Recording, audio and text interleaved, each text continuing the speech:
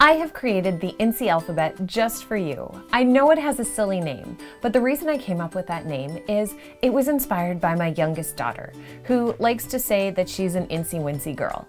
And that means that I'm spending so much of my time with her and with my other daughter and at work and taking care of the house that so often it means that there's no creative time and it can be so hard to find time to fit it in. So the Incy alphabet, based on my Incy-wincy girl, is a great way for you to be able to find time in your busy life to be able to still create.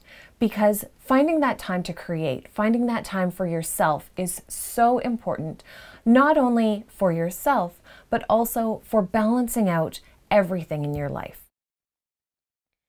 This tutorial series is lessons that will build one after the other. There are 3 lessons for each letter.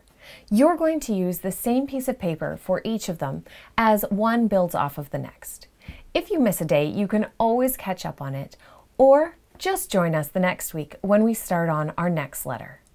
These are all intended to be something that you can complete in only a few minutes a day.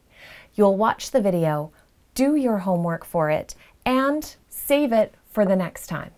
By the end of the week, you will have completed a letter with a technique that will be new to you, hopefully, and teach you a little something, and perhaps even inspire you to create a little bit more in the week. The premise is simple, but the materials are simple as well. You don't need any fancy pens. For most of it, I'm going to be using just a pencil, these small 4.5 squares of paper, a sharpener to keep that pencil nice and sharp, an eraser, sometimes a drawing pen like a Micron pen or this Tombow drawing pen, but you can also just use a regular black pen that you might have somewhere kicking around or on your desk. And lastly, I'm also going to be using Crayola markers. I want this to be simple so that you can create, and even if it means grabbing one of your kids' markers, that is all you'll need.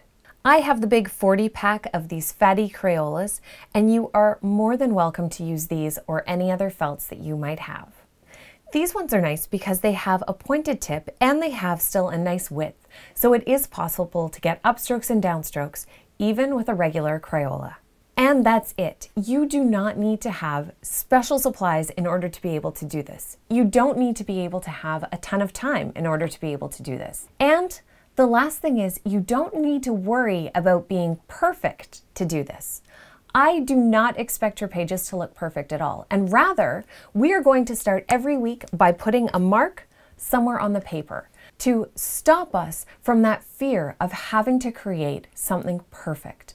By already ruining your page, you're not going to be focused on perfection, you're just going to be free to create.